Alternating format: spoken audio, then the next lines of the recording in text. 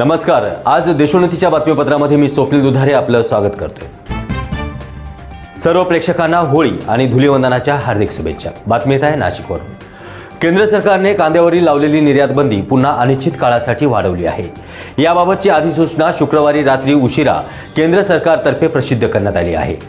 कांद्यावरील निर्यात बंदी वाढवल्यामुळे नाशिक जिल्ह्यातील शेतकरी संतप्त झाले आहेत।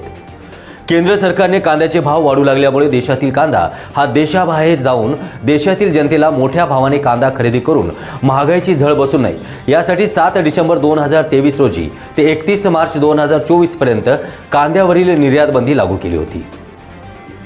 मधल्या काळामध्ये ही निर्यात बंदी काढावी म्हणून शेतकऱ्यांनी वेगवेगळे आंदोलने केले। तसेच राजकीय पक्षाने देखील शेतकऱ्यांना दिलासा मिळावा म्हणून आंदोलन करून केंद्र सरकारला निर्यात बंदी हटवण्यासाठी प्रयत्न केले।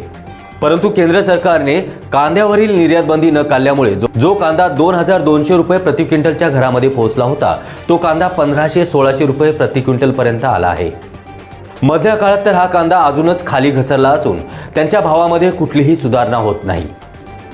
लोकसभा निवडणुकीची धामधूम सुरू झाल्यानंतर 31 मार्च जवळ आली आणि कांद्यावरील निर्यात बंदी उठेल असं वाटत असताना केंद्र सरकारने शुक्रवारी दिनांक 22 रोजी रात्री कांद्यावरील निर्यात बंदी अनिश्चित काळासाठी लागू असल्याची अधिसूचना प्रकाशित केली आहे। त्यामुळे आता बाजारामध्ये लाल कांदा संपला असून उन्हाळा कांदा येण्यास सुरुवात झाली आहे। आता शेतकऱ्यांना 2 पैसे मिळण्याची अपेक्षा होती, परंतु केंद्र सरकारच्या या निर्णयामुळे मोठ्या प्रमाणावरती शेतकऱ्यांना फटका सहन करावा लागणार आहे।